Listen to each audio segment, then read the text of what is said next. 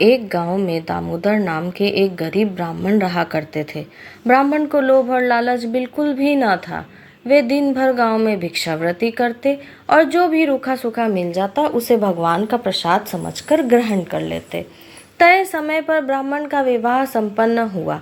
विवाह के उपरांत ब्राह्मण ने अपनी स्त्री से कहा कि देखो, अब हम गृहस्थ जीवन में प्रवेश कर रहे हैं।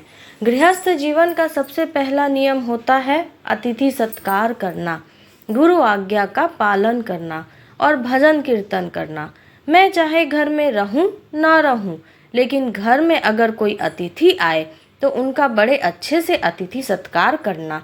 चाहे हम भूखे रह जाएं, लेकिन हमारे घर से कोई भी भूखा जाने ना पाए।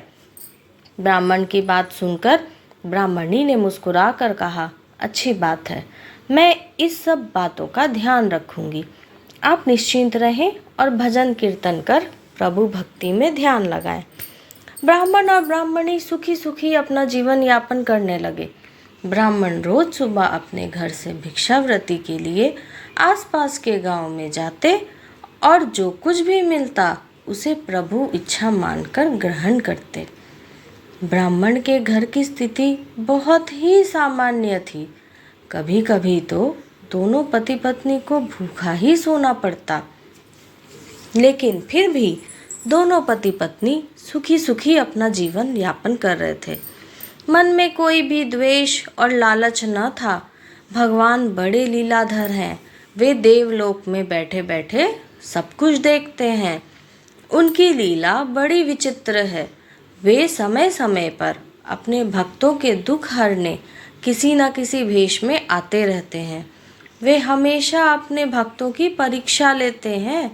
एक दिन ब्राह्मण की भक्ति और त्याग से प्रसन्न होकर भगवान ब्राह्मण के घर साधु वेश धारण कर ब्राह्मण की परीक्षा लेने पहुँचे। भगवान ब्राह्मण के घर के बाहर बने चबूतरे पर बैठे और भिक्षा के लिए आवाज़ लगाई। ब्राह्मण ने जब साधु महात्मा की आवाज़ सुनी तो वह बाहर आया।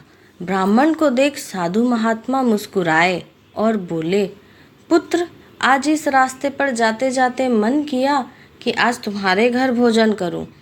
ब्राह्मण ने प्रसन्नतापूर्वक साधु महात्मा को नमन किया और बोला, महाराज, बड़ी अच्छी और प्रसन्नता की बात है कि आज आप हमारे घर भोजन करने के लिए पधारे हैं। आइए, भीतर चलिए। इतना कहकर ब्राह्मण साधु महात्मा को घर के भीतर ले आया और बिछौना बिछाकर विश्राम के लिए निवेदन किया। देव योग से उस दिन ब्राह्मण को भिक्षा में एक दाना न मिला था। उसने रसोई में जाकर देखा तो रसोई में अन्न का एक दाना न था। ब्राह्मण ने सोचा, अब क्या करें, आज तो भिक्षा में कुछ भी नहीं मिला। हम तो भूखे रह सकते हैं, घर आए अतिथि को भूखा कैसे जाने दें। घर में फटे पुराने कपड़ों और बर्तन के अलावा कोई भी सामग्री ना थी। ब्राह्मण ने अपनी स्त्री से कहा कि आज हमारे घर से अतिथि भूखा ही चला जाएगा। हमने आज तक भगवान की जो भी भक्ति की है उसका कोई मोल ना रह जाएगा। ब्राह्मण की पत्नी ने कहा, आप घबराते क्यों हैं? कुछ ना कुछ जतन तो हो ही जाएगा। पत्नी की बात सुनकर ब्राह्मण ने ब्राह्मणी से पूछा, तेरे पास कोई गहना है? ब्राह्मणी बोली, गहना तो नहीं है और कपड़े भी फटे पुराने हैं। पत्नी की बात सुनकर ब्राह्मण बोला, तो फिर अतिथि सत्कार कैसे करेंगे? ब्राह्मणी बोली, आप नाई की दुकान से कैंची ले आओ। ब्राह्मण नाई की दुकान से कैंची ले आया। ब्राह्मणी ने अपने सर के केश अंदर अंदर से काट लिए और बाहर से केश बांध लिए। अपने केश ब्राह्मण को देकर ब्राह्मणी बोली, आप बाजार में जाकर ये केश बेच आओ और इनसे जो कुछ भी रुपए मिले उनसे दाल चावल लेते आना। ब्राह्मण बाजार गया और केश बेचकर बाजार से दाल चावल ले आया। दोनों पति पत्नी ने बड़े आदर से साधु महाराज को भोजन कराया। भोजन कर साधु महात्मा बोले, वत्स, इस भरी दोपहर में अब मैं कहाँ जाऊँगा, इसलिए आज दिन में तुम्हारे यहीं विश्राम कर लेता हूँ। साधु महाराज की बात सुनकर ब्राह्मण ने प्रसन्नतापूर्वक कहा, बड़ी अच्छी बात है महाराज, आपकी सेवा का इससे अच्छा अवसर नहीं मिल सकता।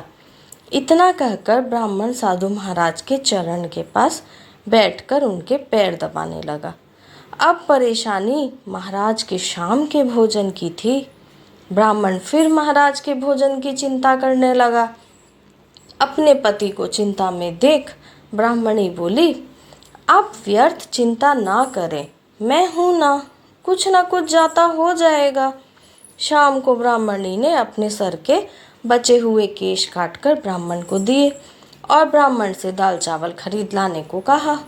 ब्राह्मण बाजार से दाल चावल ले आया। रात्रि भोजन में भी दोनों पति पत्नी ने बड़े ही प्रसन्नता और आदर के साथ साधु महाराज को भोजन कराया। भोजन करने के बाद साधु महात्मा बड़े प्रसन्न हुए और बोले, वत्स, तुम्हारे प्रेम से मैं तृप्त हो गया, लेकिन अब इस अंधेरे में कहाँ जाऊंगा? सोच रहा हूँ आज रात्रि यहीं विश्राम कर लूँ। साधु महाराज की बात सुनकर ब्राह्मण बोला, महाराज, ये जो कुछ भी है सब प्रभु का है। आप निश्चिंत होकर यहाँ विश्राम कर सकते हैं। ये मेरा सौभाग्य है कि मुझे आपकी सेवा करने का अवसर प्राप्त हो रहा है।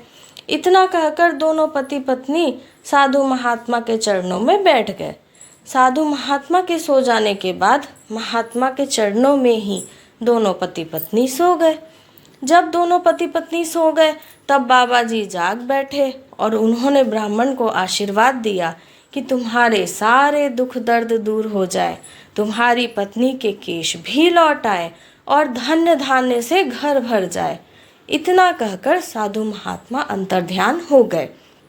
सुबह जब ब्राह्मण और उसकी पत्नी उठे तो उन्होंने देखा कि उनके कपड़े ठीक हो गए हैं, ब्राह्मणी के केश भी वापस आ गए थे, लेकिन साधु महात्मा कहीं दिखाई नहीं दे रहे थे।